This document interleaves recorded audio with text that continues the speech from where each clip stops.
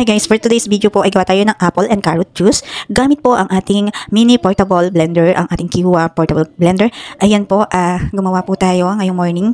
And gusto ko lang pong i-share sa inyo yung kagandahan po nitong blender na ito. Very light lang po siyang dalahin. And napakadali po niyang gamitin. Makikita niyo po sa video na ano lang po siya, hindi siya masyadong kung ano-anong detail ang kailangan. Kundi ganyan lang po siya, ipupush niyo lang siya.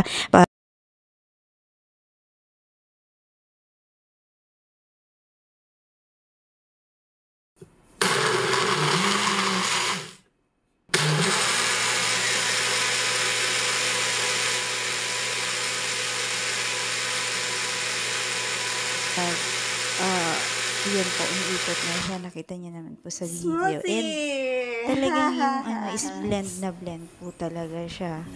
So, hindi po nasasayang yung mga nutrients. Nandyan lang po siya.